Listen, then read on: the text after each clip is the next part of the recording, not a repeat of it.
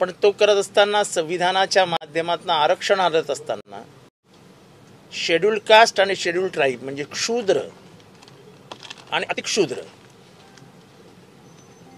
Scheduled caste म्हणजे मागासवर्गीय, ज्यांना हिंदीमध्ये पिछडे म्हणतात, अतिपिछडे म्हणतात, ते आणि आदिवासी जनसमुदाय म्हणजे ज्याला शेड्यूल्ड ट्राईब म्हणतात, अनुसूचित जमाती म्हणतात, त्यांना आरक्षण देण्याचं काम हे संविधानाच्या माध्यमातून डॉक्टर बाबासाहेब आंबेडकरांनी केलं. पण डॉक्टर बाबासाहेब आंबेडकरांना माहिती होतं की फक्त तेच मागासलेले नाहीत, तर त्यांच्यापेक्षाही जास्त मागासलेला एक मोठा वर्ग या भारतात आहे. आणि म्हणून ते आग्रही राहिले, ते म्हणजे इतर मागासवर्गीयांमध्ये, ज्याला आता ओबीसी म्हणून संबोधले जाते. तेव्हा त्याला विरोध झाला, त्याच्यात थोडंसं राजकारण झालं, त्याच्यात मी जात नाही. पण त्यांना आरक्षण मिळालंच पाहिजे हा माझा आग्रह आहे, नाही तर मी मंत्रिमंडळात राहणार नाही, असं म्हणत त्यांनी नेहरूंकडे आपला राजीनामा सोपवला. त्यामुळे इतर मागासवर्गीयांचा खरा जो अधिकार त्यांना मिळतोय, त्याचा खरा जनक कोण आहे, तो जनक आहे डॉक्टर बाबासाहेब आंबेडकर. नंतर मग कालेलकर आयोगाला, हा आयोगाला, तो आयोगाला, अनेक आयोग येऊन गेले. पण शेवटचा आयोग आला बद्री प्रसाद मंडळ आयोग, बीपी मंडळ आयोग. आणि मंडळ आयोग हे इतर मागासवर्गीयांचे मसीहा, इतर मागासवर्गीयांचे आश्रयदाते विश्वनाथ प्रताप सिंग यांनी तो अहवाल स्वीकारला आणि त्यांच्या आरक्षणाला पहिल्यांदा मान्यता दिली. राजकीय आरक्षणाशिवाय समाज पुढे जाऊ शकत नाही. व्यवस्थेमध्ये मागासवर्गीयांचा सहभाग असला पाहिजे, ही थिअरी पहिल्यांदा भारतात आणली ती डॉक्टर बाबासाहेब आंबेडकरांनी. पण इतक्या मोठ्या लोकसंख्येला लोकमान्यता, राजमान्यता आणि त्यांच्या आरक्षणावरला कायदेशीर शिक्का हा मारला तो विश्वनाथ प्रताप सिंग यांनी आणि मंडळ आयोगाला मान्यता दिली. मंडळ आयोगाला विरोध कोणी केला, तर मंडळ आयोगाला विरोध हा पहिल्यांदा भारतीय जनता पक्षाकडनं झाला. ओबीसींना आरक्षण मिळत असताना त्याला सर्वाधिक विरोध हा जे कमंडळ हातात घेऊन निघाले होते त्यांनी केला आणि या देशामध्ये मंडळ आयोगाविरुद्ध भूमिका जाहीर केली. पण अशाही परिस्थितीत पुरोगामी महाराष्ट्राचे तेव्हाचे मुख्यमंत्री आणि आमचे नेते श्री शरदचंद्र पवार यांनी राजीव गांधींशी चर्चा करून निर्णय घेतला. त्यांनी हा निर्णय म्हणजे घेताना सगळ्यांशी चर्चा करून निर्णय घेतला आणि हा निर्णय महाराष्ट्रात लागू केला. आणि मंडळ आयोग पहिल्यांदा देशभरामध्ये जर कुठल्या राज्याने स्वीकारला असेल तर ते राज्य महाराष्ट्र होतं. आज जे 3 वर्ष या सरकारने कोर्टामध्ये मुद्दामून वाया घालवलं आणि ओबीसींना आपल्या आरक्षणापासून वंचित ठेवलं, आज काल ते सुप्रीम कोर्टाने सगळे मार्ग उघडे केले आणि आरक्षणातनं पुढच्या निवडणुका झाल्या पाहिजेत, इतर मागासवर्गीयांना प्रतिनिधित्व लोकशाहीमध्ये मिळालं पाहिजे असं म्हणत पहिल्यांदा सगळे मार्ग खुले करून आता इलेक्शन घ्यायला सांगितलंय. पण तोपर्यंत 3 वर्ष वाया गेली.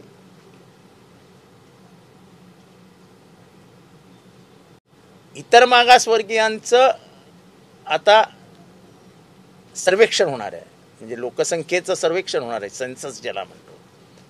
माझं आव्हान असेल इतर मागासवर्गीयांना, चूक करू नका, आपल्या जाती नोंदवा. जे काशीरामजींनी सांगितलं होतं ते लक्षात ठेवा. जिसकी जितनी संख्या भारी उतनी उसकी हिस्सेदारी.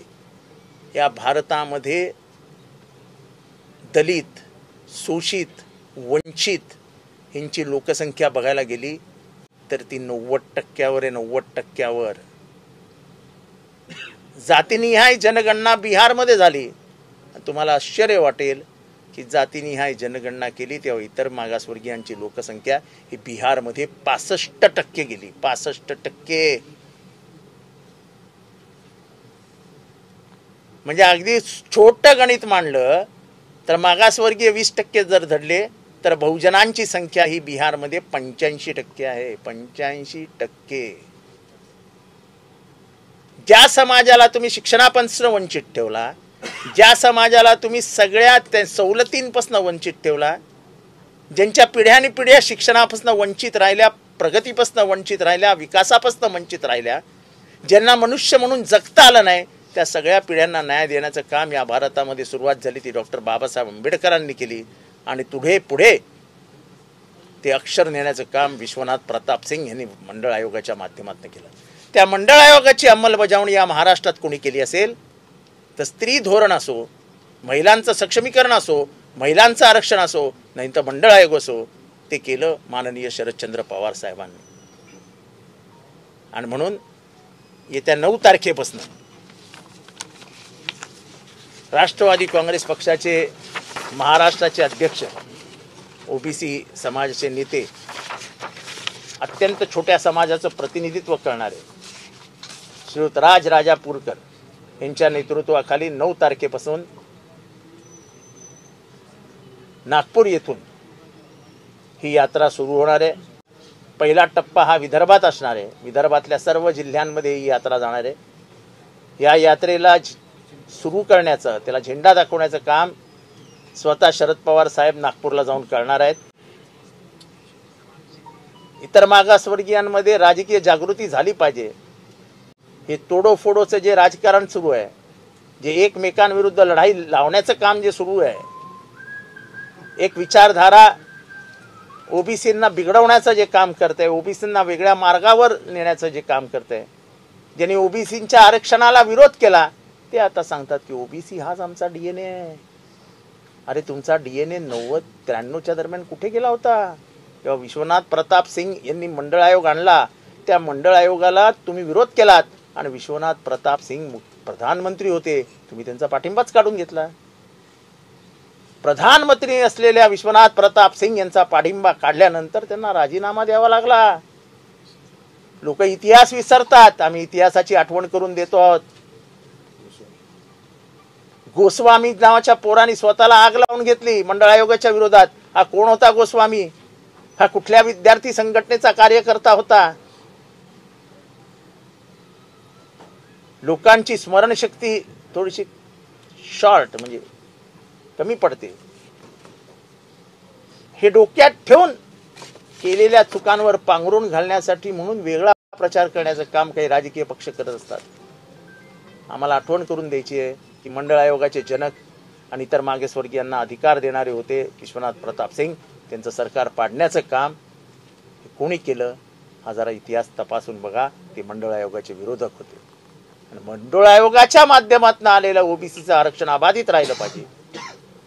जातीनिहाय जनगणना झालीच पाहिजे. याच्यासाठी आमच्यासारख्यांनी विधानसभेमध्ये 50-50 भाषणं केली आहेत. आमच्या पक्षाची ही राजकीय भूमिका आहे की जातीनिहाय जनगणना झालीच पाहिजे. आज केंद्र सरकारने त्याला मान्यता दिली आहे, माहीत नाही कधी करते. त्यामुळे एक लोकांमध्ये मंडळ आयोगाची जागृती व्हावी, आपल्या आरक्षणाबद्दल जागृती व्हावी, आपल्या हक्क आणि अधिकारांबद्दल जागृती व्हावी. आणि आपल्याला जे वापरून समोरासमोर भिडवण्याचं काम केलं जाते त्यामध्ये आपण आपल्यावर झालेला अन्याय विसरता कामा नाही. युगानुयुगा आपल्याला मागे ठेवण्याचं काम ज्यांनी केलं त्यांना विसरता कामा नाही. यासाठी ही जनजागरण यात्रा काढण्यात येणार आहे. ही 9 तारखेला नागपूर येथून सुरू होणार आहे आणि ती स्वतः शरद पवार साहेब झेंडा दाखवून त्याची सुरुवात करतात. वन नेशन वन इलेक्शन ही थिअरीच चुकीची आहे. आपल्या इथे पाऊस असतो तेव्हा दुसरीकडे उन्हाळा असतो. हा खंडप्राय देश आहे. या खंडप्राय देशामध्ये इतकं सोपं नाही वन नेशन वन इलेक्शन. दूर केल्यामुळे भुजबळांनी देखील या संदर्भात निर्णयाचं स्वागत केलेलं आहे. काय वाटतं 3 वर्ष वाया गेली, कोणामुळे वाया गेली? काय या सरकारमुळे वाया गेली. या सरकारमुळे वाया गेली. विकास किसन कवी न्यायालयात गेला होता. मला कोणाचं नाव नाही घ्यायचं. कोण न्यायालयात गेले होते त्यांचं तपासून बघा. ते कोणाचे कार्यकर्ते कोण कोण होते, काय होते, कोणी पाठवलं होतं, कोण त्यांना फायनान्स करत होतं, मग कळेल तुम्हाला कोण मागासवर्गीयांना कसं. म्हणजे खरं तर त्यांना हे कोर्टात नाही आरक्षण रद्द कसं होईल याच्यासाठीच प्रयत्न करत होते. जसं मी इतिहास सांगितला. फरक आहे का त्यांना अशांना याचिकाकर्त्यांना की ओबीसीच्या विरोधात असं? नाही, ओबीसींच्या विरोधात जे आहेत त्यांना चपराक एकच होईल, ती म्हणजे जेव्हा सत्ता ओबीसी स्वतःच्या ताब्यात घेईल. आपण जर संख्येने जास्त आहोत, बहुजनांचं राज्य आलं पाहिजे, बहुजनांनीच हे राज्य व्यवस्था ताब्यात घेतली पाहिजे, असं आमचं राजकीय म्हणणंच आहे. आणि म्हणून मी म्हटलं ना, जिसकी जितनी संख्या भारी उतनी उसकी हिस्सेदारी. आमची संख्या 90% आणि आमचं प्रतिनिधित्व 9%. कसं चालेल? हे सगळं भांडण तिथे तर आहे. हे सगळी व्यवस्थेविरुद्धची लढाई आहे. म्हणजे ज्या औरंगजेबाला जमलं नाही ते तुळजापूरचं मंदिर पाडण्याचं काम करते. आज मला सगळ्या परत एकदा तुळजापूरच्या भोपी म्हणजे त्याचे पुजारी आहेत त्यांचे फोन आले होते. ते म्हणाले की गाभारा मोठा करण्यासाठी म्हणून गाभारा हलवण्याचं आणि तोडण्याचं आणि जे काय आहे ते जगामध्ये प्राचीन वस्तू जतन करण्याची सवय आहे. मला माहीत नाही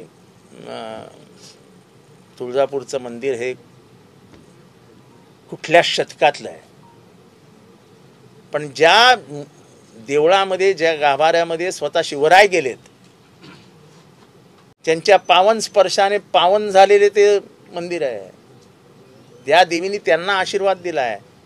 त्या देवीची मूर्ती हलवण्याचा मानस जर काही औरंगजेबी प्रवृत्तीच्या लोकांचा असेल तर ते उधळून लावू. हे मंदिर शासनाचं नाही, हे मंदिर कोणाचं नाही, हे मंदिर महाराष्ट्राच्या बहुजनांचं आहे. ती माझ्या सकट अनेकांची कुलस्वामिनी आहे. तिच्यामध्ये तुम्हाला कुठलाही बदल करायचा असेल तर 4-2 जणांची चर्चा करता कामा नये. महाराष्ट्रातल्या तमाम भाविकांना विश्वासात घ्यावं लागेल.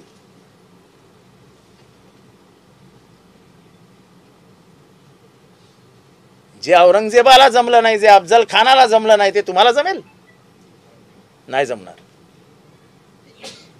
तलवार घाळ होणं, त्याच्यानंतर आता मंदिराचा गाभा बदलण्याचं हे नक्की कशाचे संकेत नक्की त्यांना काय करायचं आहे? काय म्हणजे मला नेमकं समजत नाहीये की प्राचीन आहे ते प्राचीन वास्तूचं जतन केलं पाहिजे. हा जगाचा नियम आहे, अलिखित नियम आहे, अलिखित नियम आहे की कसंही करून प्राचीन वास्तू जपल्या जातात.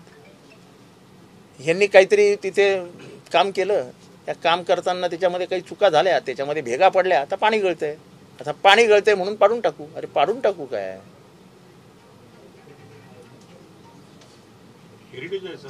हेरिटेज आहे ते. तुम्हाला दुसरं देऊळ बनवा, जे काय करायचंय ते करा, पण मुख्य देवाला, मुख्य देवस्थानाला, मुख्य मंदिरातल्या एकाही दगडाला हात देखील लावू नका. हे पाप आहे, पाप. उद्या म्हणतील की ते विठ्ठलाचा पण पांडुरंगाचा जे काय आहे पंढरपुरातला ते पण हलवा. माहूरची देवी ती पण हलवा. आमची वणीची देवी ती पण हलवा.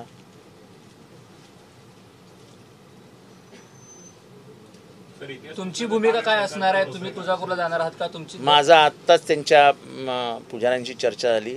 काही पुजाऱ्यांचं म्हणणं आहे की आम्ही साहेब तुमच्याकडे येतो. तर मीच त्यांना म्हटलं की मी 9 तारखेला ही यात्रा सुरू करायला मी सुद्धा नागपूरला जाणार आहे.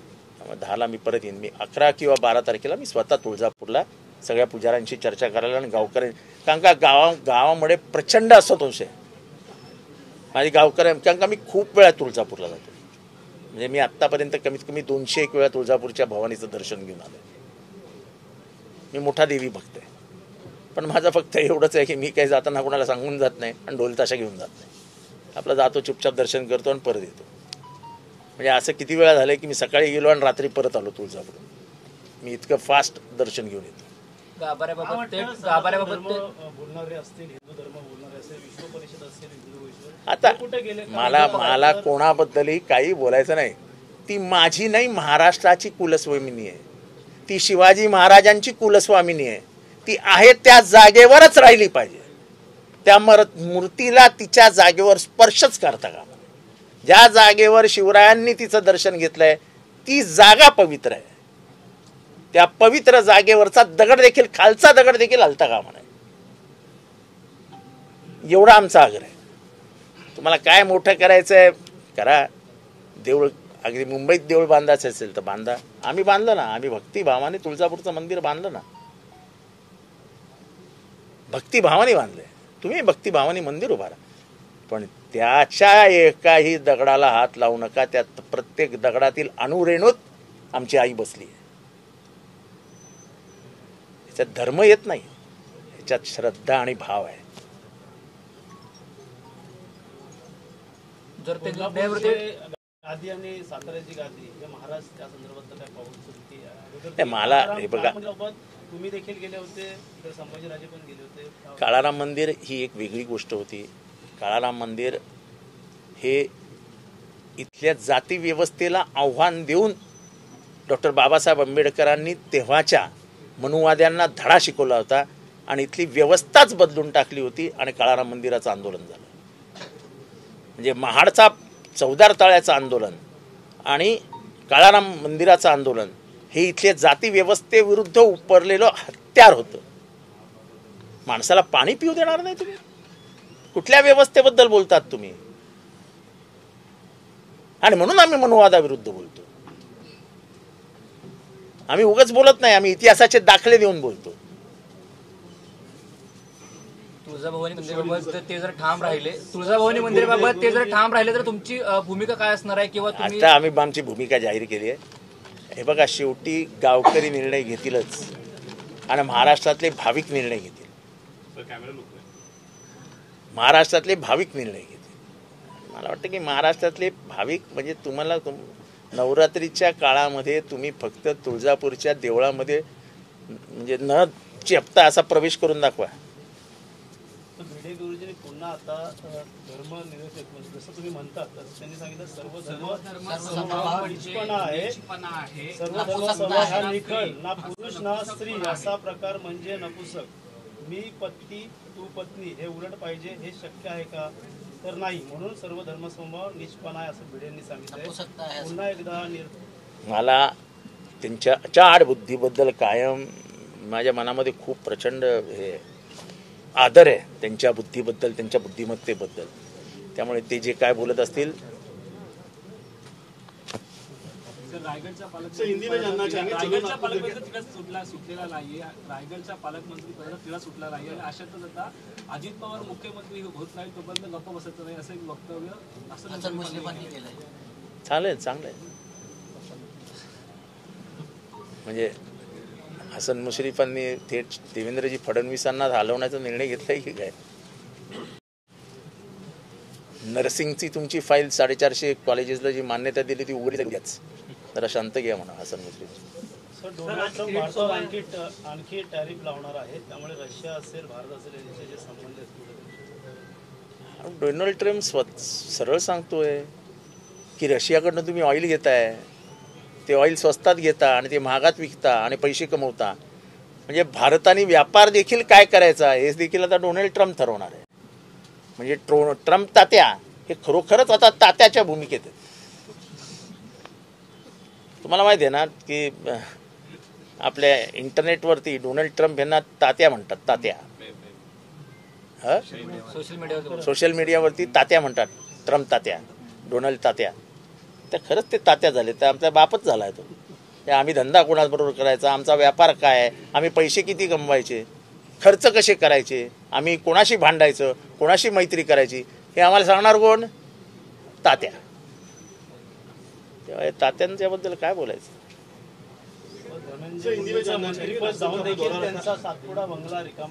ते जाऊ द्या, ते कुठे राहू, आपल्याला काय करायचं. किरीट सोमय्या आले होते, अनधिकृत भोंगे संदर्भात पत्रव्यवहार केलेले असं आहे की माझं एवढंच म्हणणं आहे की स्वतःच्या हाताने आपण पायावर कुऱ्हाड मारत नाही, आपण कुऱ्हाडीवर चालतो आहोत. सगळ्या गणपती मंडळांना नोटिसेस गेल्या आहेत की लाऊडस्पीकर काय जे काय बंधनं आहेत ते आहेत. ते खड्ड्यांना 15,000 रुपये दंड लावलेले. म्हणजे आता खड्डा न खंडा मंडप कसा बांधायचा?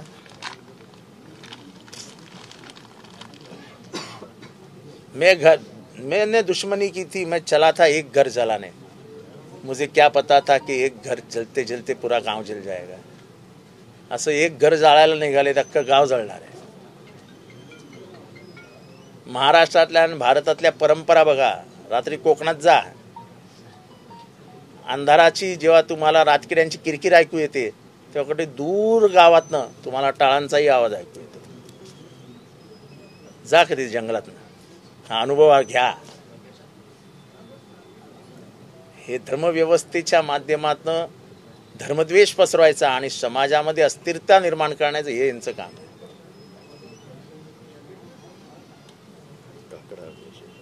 सकाळची म्हणजे मी विधानसभेत देखील बोललो आहे की सकाळची काकड आरती कितीला होते? 4, 4:30, 5.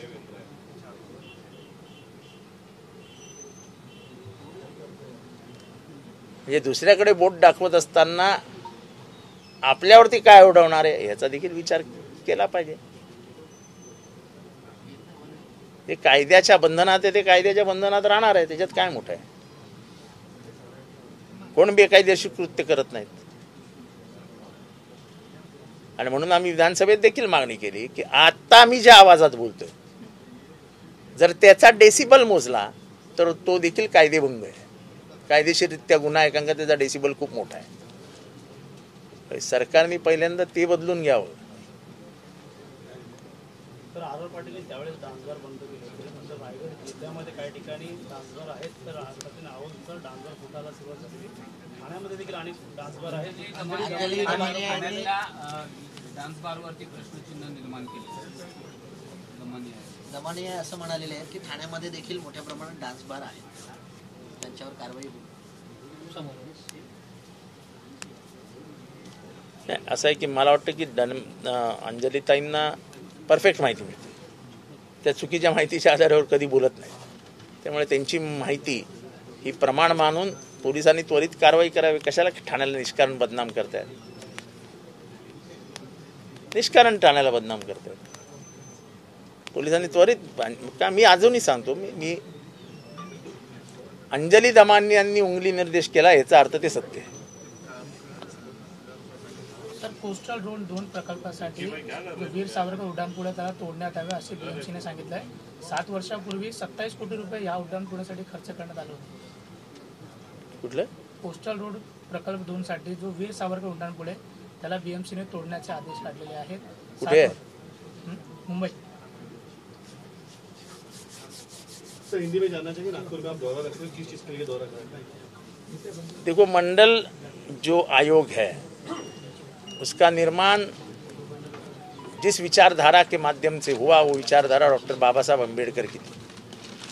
यहाँ के जो शूद्र है, अति क्षुद्र तो आरक्षण मिल गया, लेकिन शूद्रों को आरक्षण मिलना चाहिए, ये भूमिका डॉक्टर बाबा साहब अम्बेडकर की थी. जब उनको मान्यता नहीं मिली तब उन्होंने मंत्रिमंडल से इस्तीफा दे दिया. आगे चल के अनेक आयोग उसके ऊपर आया, लेकिन बद्री प्रसाद मंडल, जिसको बीपी मंडल आयोग कहते हैं, वो जब विश्व प्रताप सिंह के हाथों दिया गया तो अब उन्होंने उसका अमल करना चाहिए, इसका स्वीकार केंद्र में किया.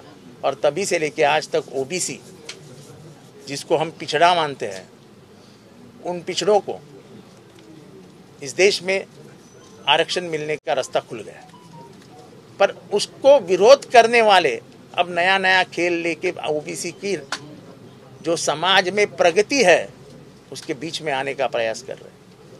और इसके खिलाफ हमने पहला आंदोलन खड़ा किया था जब हमने कहा जो भूमिका काशीराम जी की रही कि जिसकी जितनी हिस्सेदारी उसकी उतनी जिम्मेदारी, जिसकी जितनी संख्या बारी उसकी उतनी जिम्मेदारी, हिस्सेदारी, ये भूमिका जो उनकी रही काशीराम जी की, उसका मैं समर्थन हमेशा करता आया.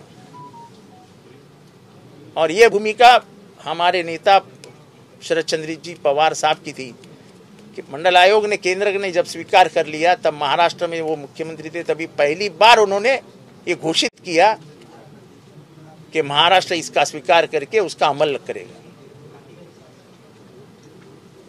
तो सही मानों में मंडल को जो वही विरोधक है उनको बेनकाब करने के लिए जब विश्वनाथ प्रताप सिंह प्रधानमंत्री थे और उन्होंने जब ये मंडल आयोग लाया तब उनका मंत्रिमंडल गिराने का काम किसने किया? जो मंत्रिमंडल में थे उन्होंने इस्तीफा क्यों दिया? क्योंकि वो ओबीसी के खिलाफ थे। और इसलिए ये सब पूरे महाराष्ट्र में ओबीसीओं को उनमें जागृति लाने के लिए, उनके हित में, उनके अधिकारों का उनको मालूमात, उसमें जागरूकता लाने के लिए एक यात्रा का आयोजन किया गया है, जिसका नेतृत्व हमारे दोस्त, हमारे नेता, ओबीसी के नेता राज राजापुरकर करेंगे। और ये दो हमारे लिए मसीहा है ओबीसी के लिए। मैं खुद पिछड़े समाज से आता हूँ, खुद मैं ओबीसी हूँ,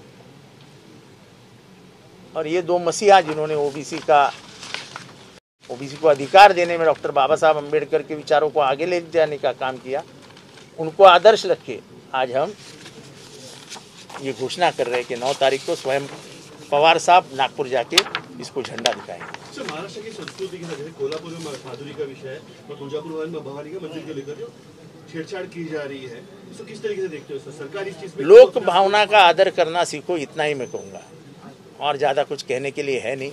लोक भावना का आदर करो। सर, राहुल गांधी को फटकार दी है सुप्रीम कोर्ट ने, ये कहा है कि आप जो बात कर रहे हो ये संसद में कीजिए, आप बाहर मंच में मत कीजिए। उन्होंने एक बयान दिया था चीन के ऊपर कि चीन की मेरा ये कहना है कि जब मुझे बोलने का अधिकार ही दिया है तो आप मुझे ये कैसा कह सकते हैं कि आज गडकरी में मत बात कीजिए, आप जरा घर में बात कीजिए।